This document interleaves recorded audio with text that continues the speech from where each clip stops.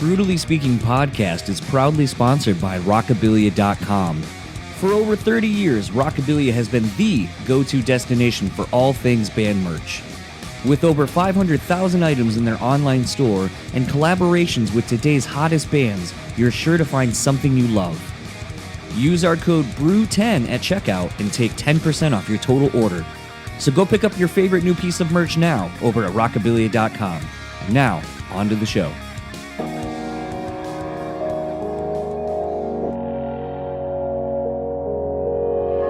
Say you have to have a lot of passion for what you're doing. This rings true because it's so hard that if you don't, any rational person would give up. It's really hard, and you have to do it over a sustained period of time. So if you don't love it, and if you're not having fun doing it, you're gonna give up.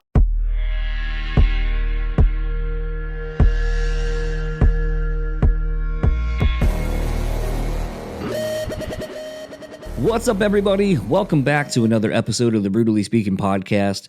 I am your host, John, and this episode's guest is the returning Brandan Schieppati of Bleeding Through. Their latest album, 9, is out now via Sharptone Records. Always enjoy having Brandan coming on the show and just shooting the shit. If you haven't checked out the new album, you really should. It is...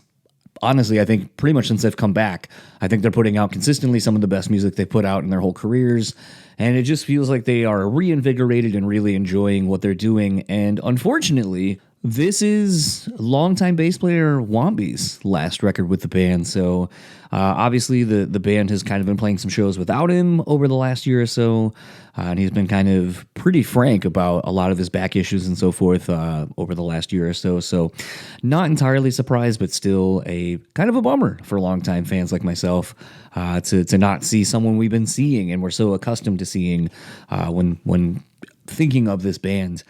Obviously, too, a lot of people are not in bands right now. As I'm recording this, there's still the fallout from Chris Beatty leaving Hatebreed or being kicked out of Hatebreed. There's not really been an official announcement as of when I'm doing this yet. That was a pretty big shock. Matt's obviously filling in from Shadows Fall. It's crazy. And then I saw like a few other bands, blanking on the bands, but someone is not doing a tour, but they grab someone from another band to do the tour for them.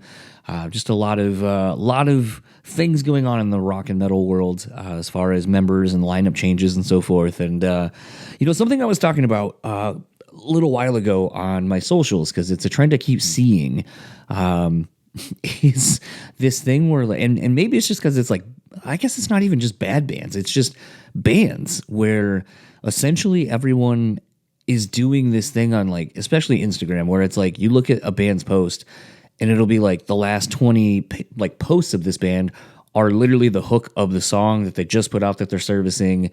The biggest one I saw like that I noticed this trend starting was actually with Papa Roach with the Leave a Light On single. And while that's a great song and I do like it, I gotta say, like, I think I unfollowed or muted Jacoby and the band for about 10 days or so, because I was like, I'm so tired of seeing this thing. Like, it makes me kind of hate this song and hate seeing them pop up in my socials. And now it's been basically like awful songs. Like, there's a dude that, like I said in my Instagram thing from a couple weeks ago, like, it's like country trap. And it's this like white dude with like really terrible hair, and he just is like in this driveway of some like a car, like his house or something, I don't know.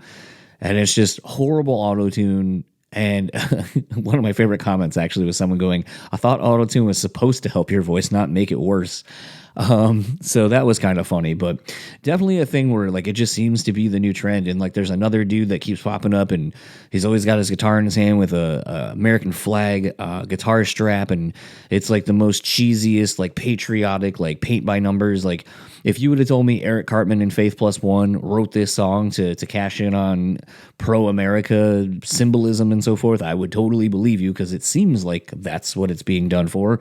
Except for Faith Plus One was basically making fun of Christian music or to try to mimic secular music, and all they did was just replace like he or she with him and Jesus and all those kind of things. And, it was sort of poking fun at it. And this, I feel like, is not poking fun at anything. And I honestly don't even know if it's an attempt to write real music. Like, I don't know if these people are writing these songs going, fuck yeah, these songs are so fucking good. Or if they're just trying to get popular and have a viral moment in any way, shape, or form, whether they are serious about their art, whether they're just doing it just to have a moment that gets traction. And I gotta say, like, it just feels like it lessens the whole thing. And honestly, to kind of bring it back to this conversation, I feel like that's something you'd never see fucking Bleeding Through do. I don't think they would ever do anything to diminish what their songs and the albums and everything they've gone through, to diminish it, just to get some flash in the pan fucking likes and like subscribers and all this kind of stuff. Like, I just would never see them doing it. So maybe that's why it's been a little bit more omnipresent on my mind recently, is in light of having done this conversation and then seeing that, it's like, man, I talk to so many artists who have a lot of integrity in what they do, and it's not about the fleeting success of whatever's happening on social media. So with all that said, let's get into my conversation with Brandan, and I'll talk to you on the other side.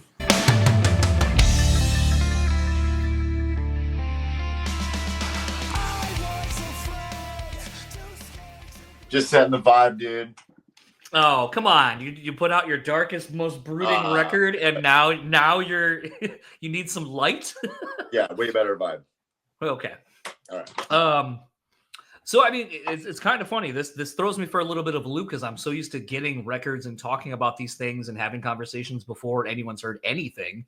Yeah. And we're almost a week after the albums come out. So this is kind of a little bit of a curveball for me for how I usually do these things. But I kind of wanted to start off talking about something that just kind of happened to the band, and kind of the first and one of your longtime members, Womby, announcing that he's officially done. I know, obviously, I think, and correct me if I'm wrong, he only did about 2 or 3 shows with you guys last year.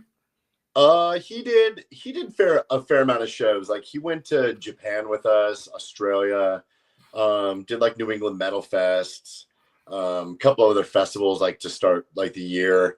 And then after Metal Fest, he was just done. You know what I mean?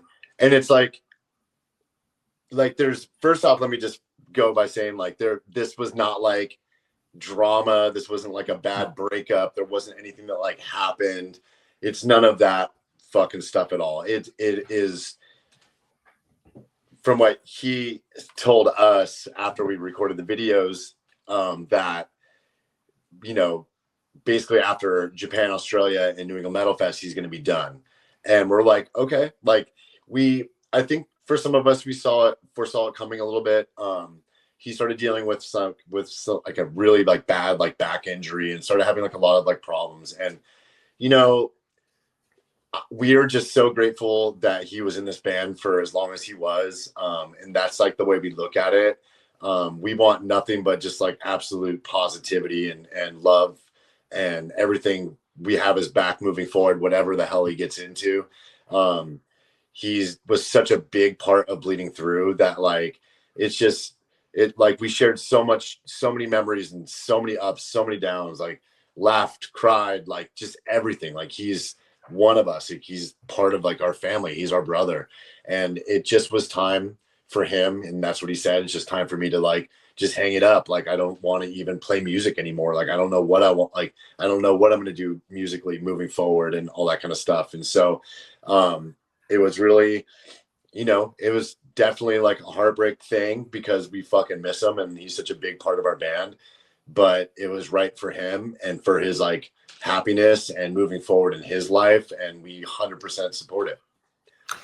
Yeah, I think the thing that was kind of interesting to me, having had him on the show a while ago, when I think Light the Torch's latest album was coming or something, it seemed like at the time he was kind of like dealing with nagging back and other injuries. Yeah. And even then was kind of like, man, I don't know how long this is sustainable. So the fact that I don't want to say it took this long, but the fact that he was able to hold out, I'll say, this long, it's kind of a shock. Because like I said, he kind of, like you said, it's been dealing with it for a while, and obviously playing the way he played and so forth. It's not something that you can just kind of lightly do and still play to the level that we're used to seeing him play and you guys play. So yeah, man, like, and it's like the thing, it's like, if he's not enjoying it, then like let's not do this. You know what I mean? Like, it's not It's not at this point of our life, we're not trying to become like these fucking like rock stars. We're not trying to like, you know what I mean? It's like, dude, it's got to bring you happiness, and it's got to work into the plan of what your life is at, where it's at right now.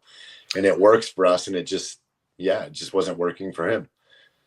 It just kind of makes me wonder though, and something I've kind of been really thinking a lot more about is, and this sounds kind of negative and I don't mean it to be, and I think a lot of people take it this way even when I say it, but you know, this idea of relationships having a certain shelf life, and it's not that it's a positive or a negative, but just that sometimes these are just the way that life kind of runs its thing, and it's okay to kind of understand that maybe someone doesn't need to be a part of your life anymore, but you can still look back and enjoy the times that were and what they meant to you. But I wonder what it does to you kind of now losing one of the most tenured people in the band. Like, how do you deal with that? What is it making you think about even your own time in the band at this point? Well, I mean, I feel like everybody's going to reach that point eventually with what we're doing. I mean, not everybody's going to be on board with it. And I mean, at one point in my career with Bleeding Through, I was fucking done. So, I mean, it's like, I get it. And, you know, I'm not saying that like, one thing I'll say is the door will always be open for him if he ever wants to play with us again. Like, you know what I mean? Like, we are not gonna get a permanent replacement for him. Like, there's no point. Like, it's just, we have our friend Mark that's been filling in and stuff, playing all of our live shows. He's a fucking tremendous player and an awesome dude. And yeah, it doesn't need to be more than that. Like, you know what I mean? Like, he was, such a big part. And, you know, I know that all of us have dealt with the sort of being like just fucking shot and not wanting to really do it after a little bit. Like, you know, and for him, like, we took that little break, right? Like, we took the break and we didn't do much. And we all had like kind of like little musical things going on, but not much. But he kept right on going, man, with Light the Torch, you know, Devil, you know, turn and then Light the Torch. And so it never stopped for him. Like, he never got that like fucking time off that we did. And maybe if that would have happened, he could have like recovered and, you know, whatever, but you know, it didn't. And he fucking went through like a fucking complete trooper, and it was awesome. But, you know, I think there is going to come a time when people in this band. Nope, I think you're getting a phone call.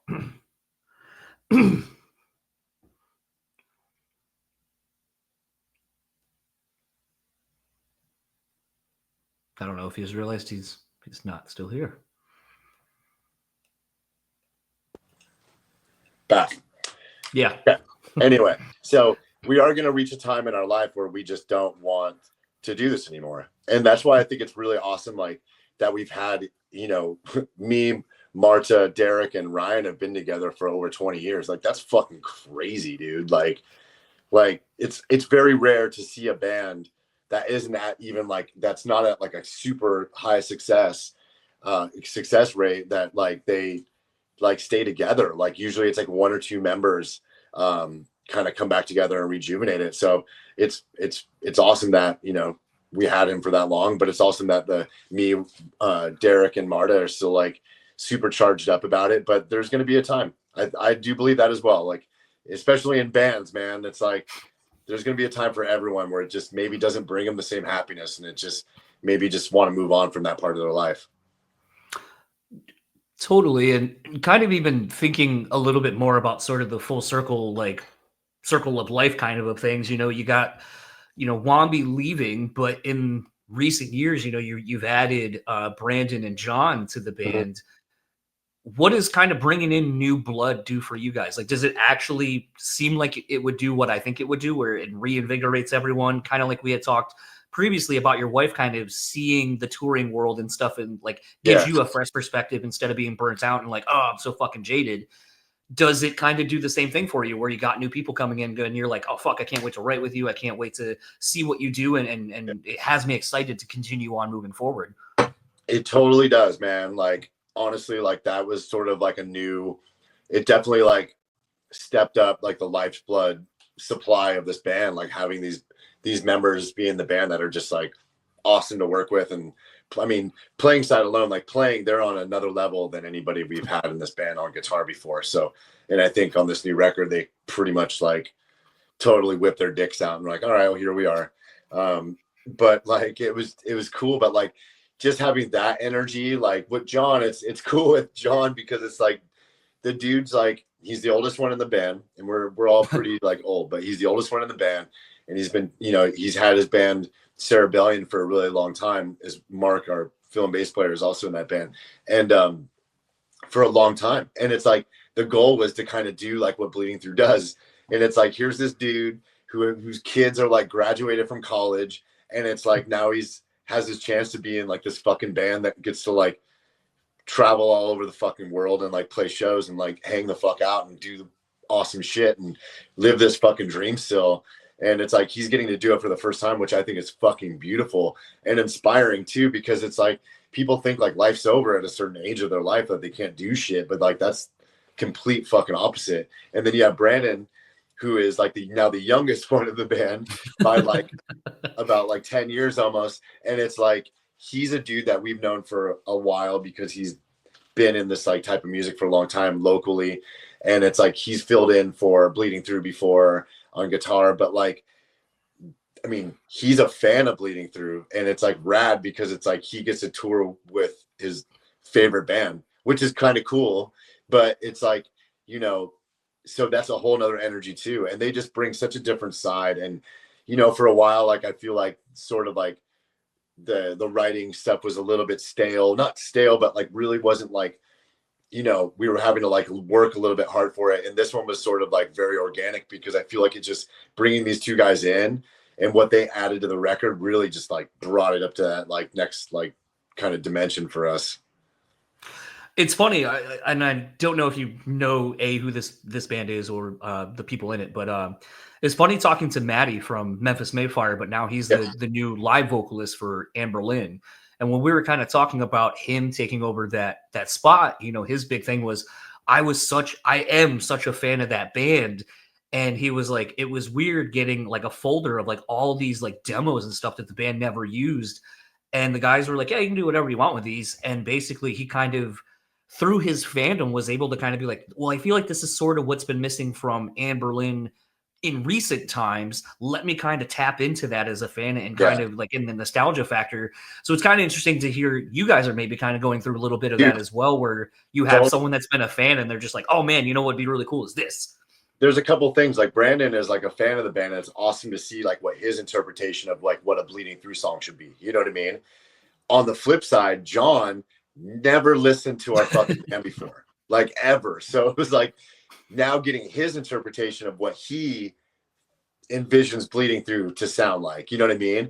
And it was such from different like refreshing angles. And it's like, honestly, I feel like most bands, if they're looking for people to be in your band, they should be fans, because then they have at least some sort of like emotional connection or some sort of loyalty or some sort of something that has like proved to the band already that they love the band. You know what I mean? Like that is fucking cool. Like even the new producer that we use for this record, Aaron Schieppati, he's a fan of Bleeding Through. That's important. I want the producer to like be able to imagine what his sort of like sound of what Bleeding Through is. You know what I mean? I think that's cool, rather than going to like, I don't know, somebody that's, I mean, I'm convinced that none of our producers in our past have ever really been fans of the band. Just straight up. We just went to them because of sort of like what they can do to us and how they can sort of like push us and what kind of products we get. This time was totally different. And I think that those factors of like bringing in like new minds to sort of reimagine what they think Bleeding Through is, or maybe convey something that they think that Bleeding Through needed to do more or differently from a different perspective, just like the old brain trust of Bleeding Through that's still doing it. It's like, that was awesome. You know, next record we're just gonna kick these guitar players out and get new guitar players that we'll have like a whole new perspective of shit. I'm just talking shit. No way. You're good. It's funny you bring up perspective, and we've kind of been talking about it a little bit in the last couple of minutes, because something that stood out to me, and again, I don't know if this is just something that Therapy Brain has kind of unlocked for me, or even at times, and I know this probably isn't your bag, but like kind of going more the like psychedelics route, where I'm kind of being more getting out of my own way, or maybe my own insecurities, and just kind of being honest with myself in real time. The song Our Brand Our Brand is Chaos, really was kind of amusing to me in the sense that it's just interesting to think about, like, that's something you're putting out there. You're saying, like, our brand is chaos, but I feel like it's something that is you kind of got to earn that. I think you kind of have to come to the other side of it and kind of realize through a lot of self-work and a lot of introspection to yourself and the band to kind of say that. But then even lyrically, it's just kind of like, come fuck with us. Yeah. And it's kind of like, it's almost like a statement, like a mission statement, like, come fuck with us. See what we're about. You might like it, but it's also kind of like a come fuck with us. Like, it's kind of a double entendre. So I really kind of stuck to that song, and it kind of really just made me think about, how did you come to that, and do you really believe that? Do you believe that your brand is chaos? Oh, yours absolutely. personally, or the band's? Fuck, I'm a mess. So I mean, fuck. Marta calls the song "Our Brandon is Chaos" because it's, it's fun sometimes. Well, it's kind of like this. Like, that song represents us in a sense where we've always been that band that I felt like never really completely was accepted by any fucking genre, subgenre. We were just the in-betweener, even though we were like one of the first, like, I guess, quote unquote metalcore handful of bands or whatever the fuck. Even that shit, like, we just felt like we were always like the outsiders. And we also felt like our fans were too, like our diehard fucking fans, because they even like carried that sort of like kind of like vibe too. And I've always just kind of considered us just chaos. Like, what are we? We're fucking chaos. Like, have you seen us play? Like, it's chaos. Like, but it's this like this bottled up shit. But so it's kind of about us individually, but it's also about all of us, like you, me, any band that we've played with, anybody that's gone to our show. Like, look at our fucking beautiful and fucked up, chaotic goddamn world we live in and that we enjoy. Like, this is the shit that, like, we get to push emotions out and go, like, just have people, like, go to a fucked up little fucking room and have somebody screaming into a microphone, and that's therapy to you. You know what I mean? Like, that would make other people be like, what the fuck? And it's like, for us, like, it's just like this beautiful chaos. And it's really about us. It's about our fucking, like, kind of statement to the world. Like, we are still like the Forsaken. We're still the fucking underground. You know what I mean? Knocked Loose plays on fucking Jimmy Kimmel. It was fucking awesome, but people just had a conniption fit about this band. How could you let this band? And it's like, that's fucking chaos. That's disruption. Like, that's all of us. And so really that song is more to the sense of what we have and this beautiful thing that we get to fucking have in our lives when shit is dark as fuck. We have this with each other, right? In this fucking underground world of, like, where whatever genre, subgenre you come from, we're all kind of in this fucking underground world together. And that's what it is. It's saying to fucking society, fuck with us and fucking find out. Because we have this beautiful fucking thing that even though you don't understand, it's just, this is us. It's just fucking all of us, man. That's all chaos. That's what this is. It's disruption, dude. It's all it is. It's great. It's funny because, like, this record, like, outside of the Comeback Kid with I forget the guy's name. I think it's Aaron is their vocalist. Andrew. I think Andrew. I knew it was something with an A. Being quote unquote one of the newer artists on this, like, that you have guest featuring on here, but it's kind of interesting to see over the last handful of years, like, a lot of, I'll say, like, your era of bands, or the era that, like, I grew up listening to, between Shadows Fall, God Forbid, and Comeback Kid and stuff like that. Like, all these bands, like we talked about it previously, like, all you guys are coming back. Like, It Dies Today is back. Like, everyone's kind of coming back. And honestly, if I have to say, like we may be a little bit bigger and pudgier and so forth and got more weight on us or whatever, but I feel like everyone's got, like, just the aggression and, like, just that, like, drive to, like, want to continue to do something. And I feel like making up for lost time with some of the bands. But what was it like to kind of get to have, like, Brian and Byron on these songs and so forth, and get to kind of Byron wasn't on it. I had Doc do a solo, so that was the God Forbid feature. But anyway, okay, they did. Okay, because all right, no worries. Because I was actually going to say, because what's interesting is, and I should have actually looked at the non-media link I got, because it doesn't show any of that, and I just assume songwriting credit. There was no songwriting credit. So I was like, okay, then that was going to be my question is how involved was everyone in their parts, or did you write the parts for them and just have them do it? I mean, I pretty much wrote the parts for them. Like I basically sent like a little like kind of like, I mean, well, Doc ripped that solo. Like that shit's insane. We did not write that. Brian did Wartime, and that song was already done before. We just redid it with him on it. So that was already laid out. Andrew got to play with the part a little bit. I sent him my idea for like the chorus, and he kind of just spun it, and he did it exactly how I thought it was going to sound when I envisioned that part, which was fucking beautiful. But yeah, dude, like having those dudes on the record is awesome. Like, you know, we sort of see this record as almost like a celebration a little bit of this band for 25 years. And we really hold like the history of all of our bands together touring and the history of what we've gone through and how just pure and fucked up it was sometimes, but it was awesome. Like we laid this like blueprint that we could be proud of for like these younger bands to sort of follow. And I really wanted to like, you know, I think about having people on this record that meant something. And it's like, to me, Andrew's one of my favorite vocalists. We've done a bunch of tours with Comeback Kid through our time. And it was just like a part that I wrote. I'm like, this would be cool contrast. With Brian, it's like Shadows Fall, we could all owe Shadows Fall a lot of gratitude because that was one of the first bands that really fucking start knocking some doors down for bands like us. And I still don't really think they got the credit they really deserved. But, you know, Brian is fucking an amazing vocalist, one of my favorites, and getting him on, that's awesome. And then Doc is one of our really good friends. He lives out here now, and, you know, I literally run into him every weekend that he's home. So it's kind of like having like friends be on your record is something that's a blessing and important for us for sure. I think it's just something too that like I feel like the collabs or the features or whatever used to be a lot more prevalent back in the day, and I feel like it's not as much. And I don't know if it's just becoming like well, some of the red tape of like labels and shit that makes it harder to do now.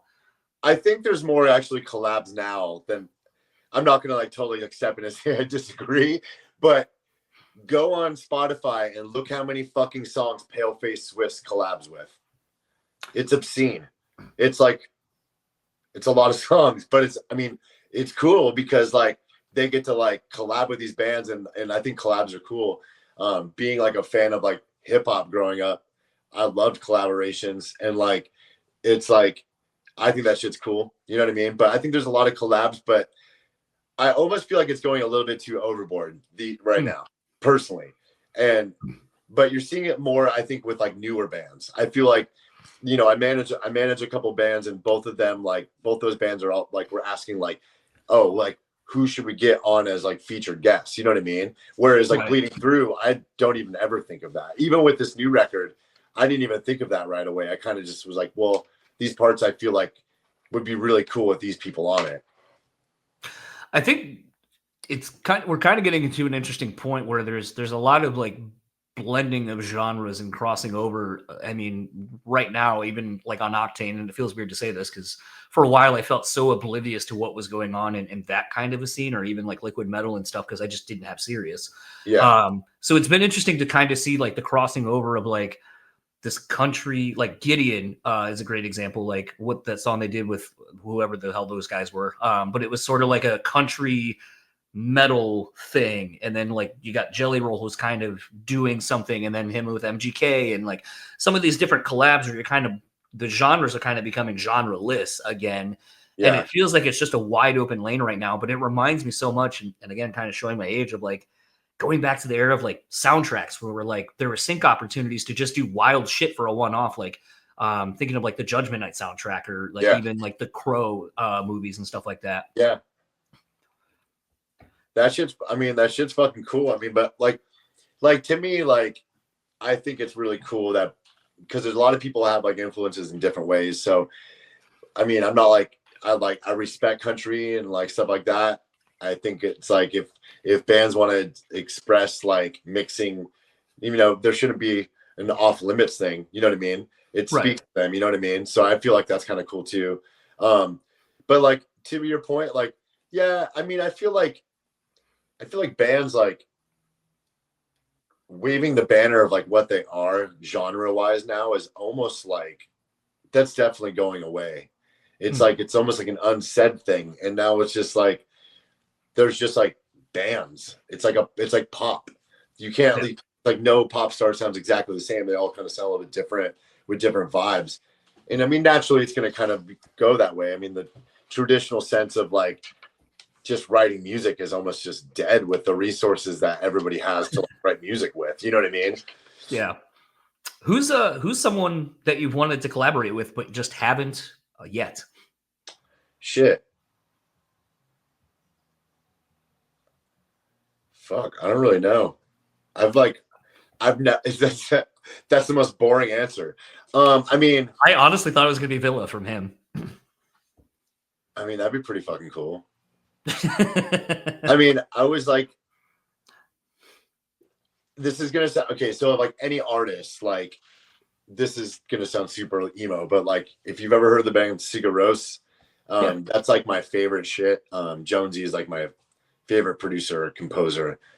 If he would just like, oh, there's two people here. I just had to think about it. Jonesy, and I don't know how the fuck that would sound with Bleeding Through. And then Isan, Emperor, that's like, that dude is like one of my biggest inspirations just in period and music. And he's a fucking dreamer, man. Like his music is like a dream. And that's like how I kind of see myself kind of writing as well, just not as well. And, but yeah, like working with those two would be fucking amazing. And so weird. Like I just would want it to just be the weirdest shit. So kind of indulge me in my thought process here for a second. So knowing that you and I were going to be talking today, so I went and saw Justin Timberlake last night, and it's the first time I've ever seen him. And I had kind of this like epiphany where I was like, man, I've been into him pretty much from the jump, even dating back to like NSYNC and stuff, but like his whole solo career. And I felt like I just kind of missed the like that window where he was like really at his peak, really fucking grinding, really wanting it on the like Future Sex Love Sounds album touring cycle. Songs still sound great. They're very well worn in. They know how to play them. But I just kind of had this like smile on my face for a minute where I was like, maybe the thing I'm taking away from this now, looking at it as a 40-year-old person is, there's something to kind of be said about slowing down and just kind of being deliberate with what you're doing. And you may not like his dancing may not be as like on point or as sharp as it used to be, but it's still there. It still gets everyone involved and so forth. And, I recently in the last 6 months had foot surgery. So like I've kind of been a lot more slower, having to be more intentional and be more mindful with a lot of the things I do. And it was kind of weird because I've been thinking about the output of what you guys have been doing over the last, handful of years since you came back. And it feels like something that maybe that's something you guys, or I'll at least speak to you, have been really mindful of is being like slow, not in a bad way, but just slow and deliberate. And it feels like being able to be slow and not be put through the paces of tour and just tour, retour, tour, album cycle, record, repeat, that it allows you to kind of have this renewed energy, just this renewed sense of like doing the thing. I don't think that makes any sense to you, but I kind of wanted to kind of pick your brain about that a little bit and just kind of see if like that is something that you feel has like really allowed you to put out, I think, some of the best material you've been putting out over between the EP and the two full lengths at this point. So like getting into that, it's like this, like, so the answer to it, yes, the fact that we play less, are more like really involved in what shows we play. We put like the shows that we do put together, we're very involved in like getting the local bands to play. We're very involved with like talking to the local bands, doing promotion together, kind of like running it to make it feel like important for them too, because it is letting them know that, you know what I mean? It allows us to focus on that, focus on the promotion. It's like a less is more thing. Like, it's like if you work like 20 jobs and you're doing like all of them, like kind of whatever, just work 5 of them and do them amazing. You know what I mean? So for us, I feel like with where we're at in our career, it's a lot easier for us with our lives to be able to do less, focus more, and be totally fucking bought in and totally committed to like what we're doing, not trying to do something because someone else said we have to do this or this or that. If we know that it's going to put us in a bad position or might stress us out, there's no point in us doing it. Like, you're not going to say like, go play with this band, even though you're going to be treated like shit because you might get fucking 50 more fans. Like, I don't care. Like, I don't care. So it's just like, I think that has like really given us a renewed energy because we could use that fucking energy. And instead of being like the day-to-day grind of like playing the shit every day, which is fucking rad. But for being 44 years old, fuck, dude, I play like 2 shows and I'm like wiped off the earth. But like, I just totally, I put everything into it. You know what I mean? And I can, because we don't do it every night. I get to recover. You know what I mean? Yeah, it was kind of funny. Like there was a moment during the show last night where I was like, I don't feel like he's being disingenuous and this is all a front, but like there was even a part where I was like, there's something to be said about knowing like he's not trying to capture a new audience anymore. He's not trying to be the biggest pop star. He knows who he is. He knows that he like has the songs that are going to continue him to be where he's at. I looked over at my wife and I go, this is going to be a Vegas resident at some point in our life. Like he's going to be that person and it's going to be fucking rad. But it was just kind of crazy to kind of see just this sense of like, I guess maturity. I guess it's just getting older and being comfortable with who you are and what you do. And there's truth. It was just kind of weird to think about that and think about you guys. Cause I'm like, I feel like that's where you are at right now. That is exactly where we're at, man. We are so perfectly. We've always been good with just being bleeding through, but we've like, you know, we've always had that like background anxiety from like what other people expect of us or whatever the fuck. And now it's just like, we have the right team. We have the right members. We have the right everything around us. We definitely have the right fucking fan base and support, man. That's the most overwhelming thing for us for sure. And it's like, we're so fucking cool with just being us. You know what I mean? Like, yeah, it's just, there's something about that confidence though, that's like important. And I think when a lot of bands are like going on stage and haven't like gotten to that point yet, and they're going on stage playing for the other bands, you know, fans and shit, and doesn't go so well, you just get shattered. And I remember those feelings like of some bad nights where you're like, fuck, like, man, all you wanted to do was play and they just made you feel like fucking shit. And it's like, but that just kind of made us be like, well, we just got to play better and get better. Leave them no fucking doubt. Leave no doubt in their mind. And now we get to sort of put that energy towards that, to where we know that if we are flying out to like Chicago to play a show, it's like we're putting everything into that. So the people going to that show know that they will get like 110% of us. Yeah, I think that's kind of the nice thing now about, like, you know, I'm getting ready to go see Refuse do their last show, and I feel like it's going to probably mimic when I saw the reunion tour that they did, because it's like, well, we're probably never doing this again, so fuck it. We got nothing to leave it all on the table. There's nothing left to do once we're done with this. So I'm kind of really looking forward to this show and just kind of seeing like, all right, what are you going to give us? Because this is it. And you want to kind of go out with a bang, I assume. But, you know, I was kind of thinking too last night, you know, you guys got your album release show a week from now, or a week from when we're recording.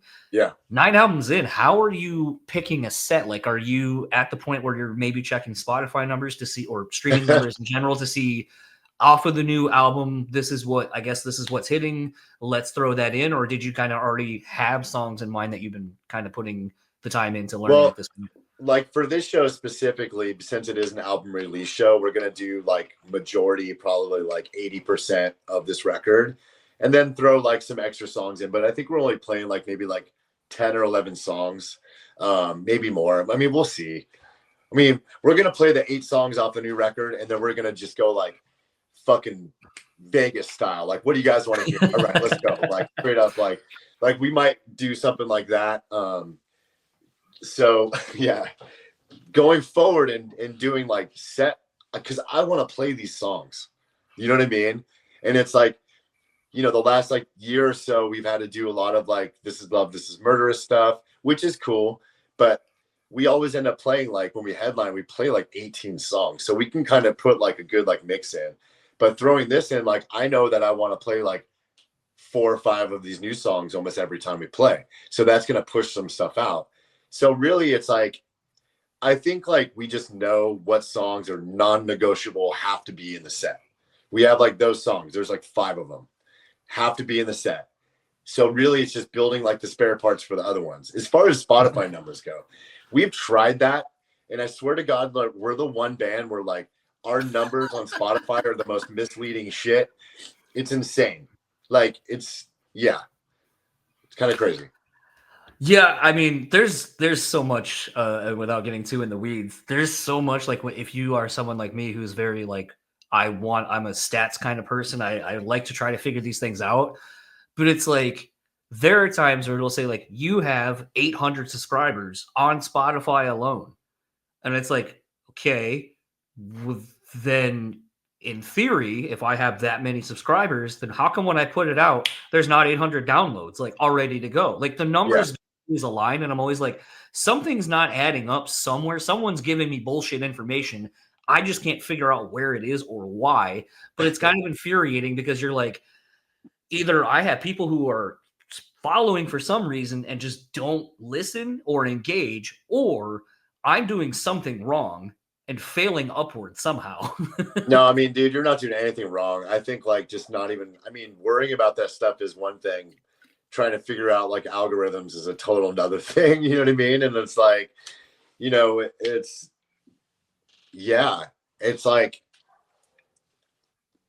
I know bands that constantly come on fucking Spotify all day long because I'm in my gym and all day long their songs come out. I'll go see them play. Boom, 40 people. You know what I mean? And you're like, then why the fuck does this come on every playlist? And I've never actually put this on before. You know what I mean? It's shit like that. It doesn't make sense. It's just, I think for older bands too, like us, yes, that stuff is relevant, but at another level, it's like, you know, I've seen bands that stream fucking 3 million monthly subscribers and don't really pull anybody. You know what I mean? And on the flip side, I've gone and seen bands that have like 15,000 monthly subscribers, and it's like, they're selling out fucking like 1,200 cap rooms.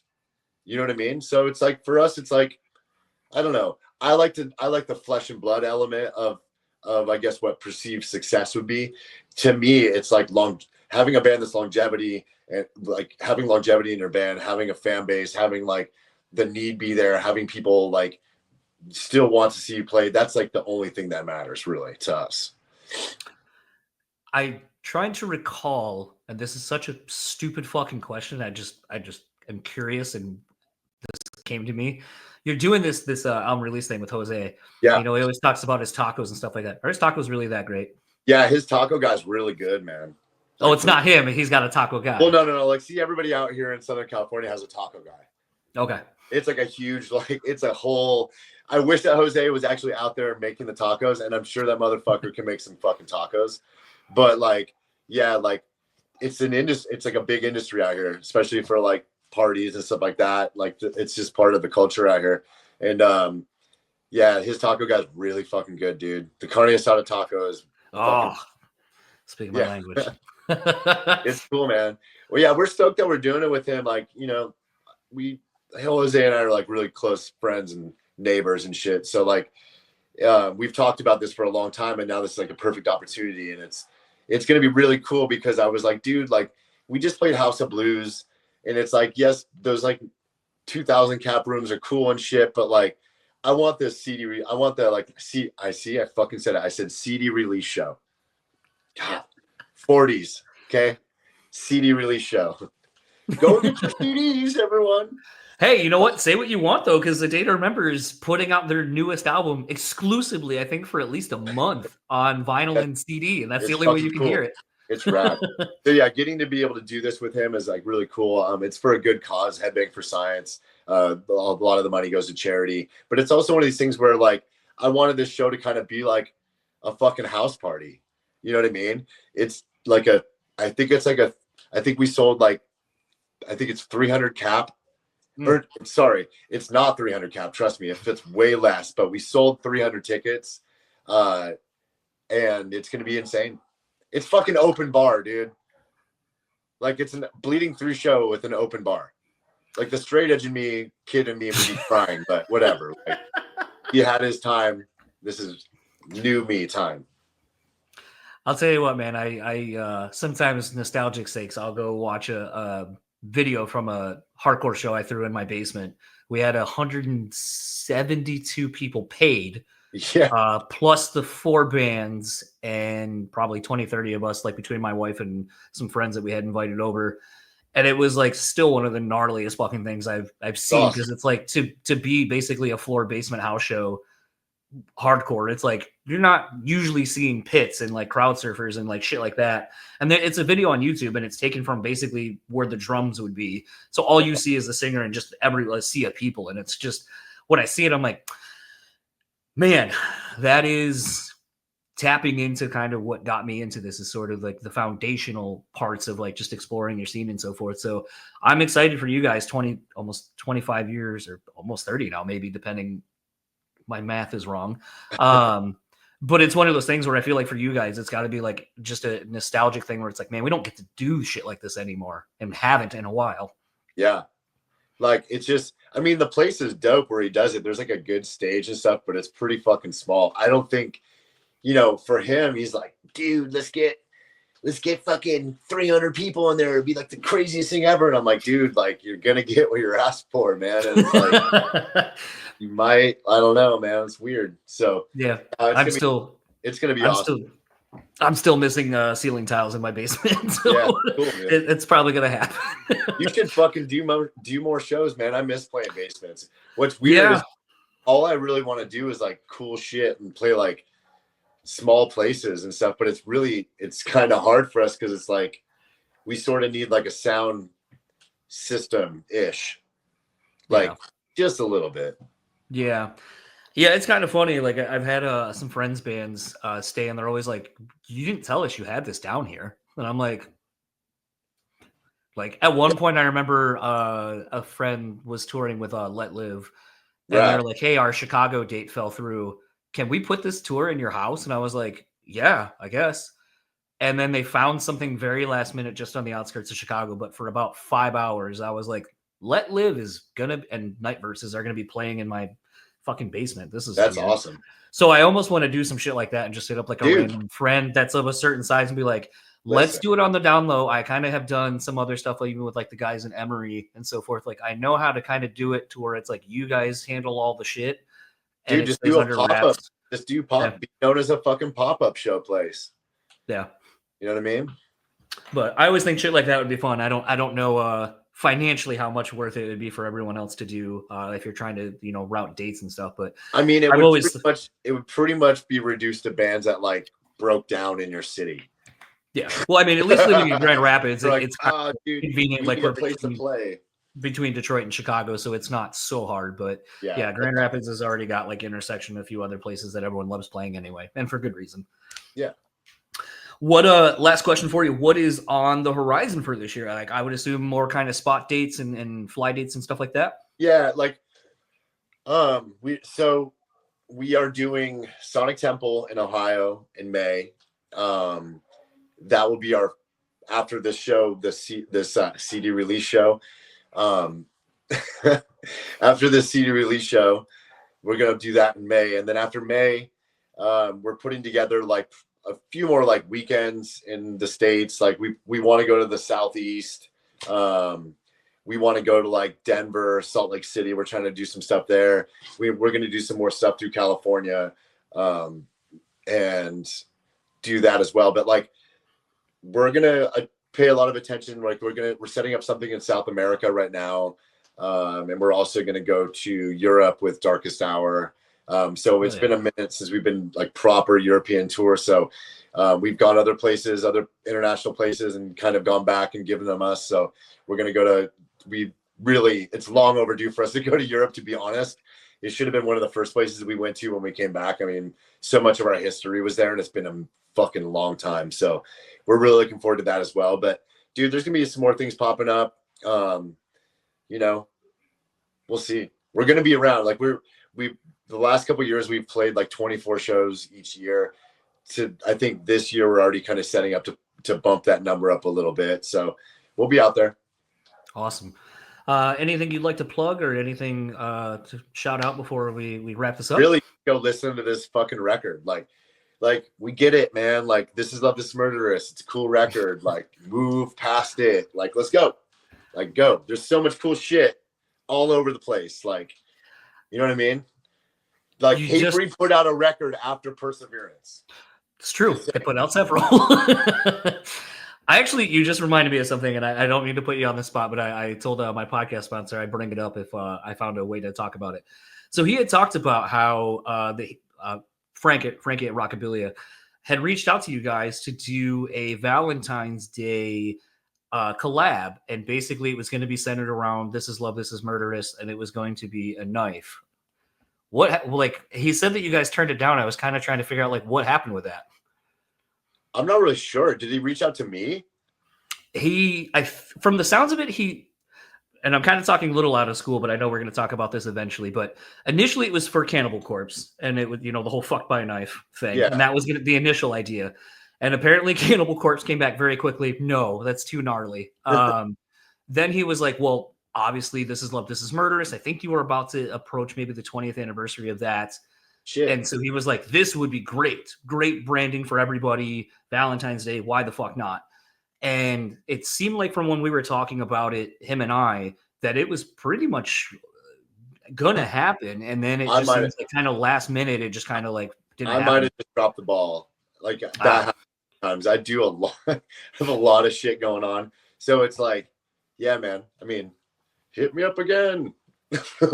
I'll definitely tell him to do it, because when he told me you guys, I was like, Cannibal Corpse, I totally fucking get it. This Is Love, This Is Murders with a real fucking knife with something etched in it or whatever. Holy shit, that's a home run in my opinion. Yeah, it would be such a cool way to celebrate the album. Fuck yeah. But yeah, well, we can celebrate it next year. Who cares? There you go. We'll do 22 years of This Is Love, This Is Murderous. Cool. That sounds like a fun way to tour and ramp up some more touring for you guys for next year. Yeah. Thank you so much for doing this. I always enjoy chatting with you, and enjoy the rest of your day, man. Fuck yeah, John. Take care, man. So that was my conversation with Brandan. Want to thank him once again, as always, for taking the time to chat and come on the show. And once again, if you haven't picked up the new record, 9, go pick it out. Go listen to it on whatever your streaming platform of choice is. It's a great record. Hopefully, this record does really well, and will kind of engage them to maybe have some more touring opportunities this year. It definitely sounds like it's something they want to do. They want to do more shows, and I, for one, am very much looking forward to that.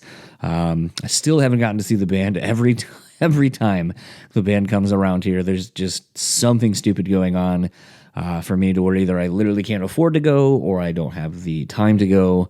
And I really need to see this band once. It's funny, as I'm gearing up soon to go to Chicago to see the Refuse Farewell Tour, I've really just been kind of thinking a lot more about the opportunities to make time to do something if it's important to you. And I guess in some instances, maybe going to see bands isn't, a big thing for a lot of people, but I've been kind of thinking a lot more about it. Even with the Justin Timberlake show, it's the first time I've gotten to see him.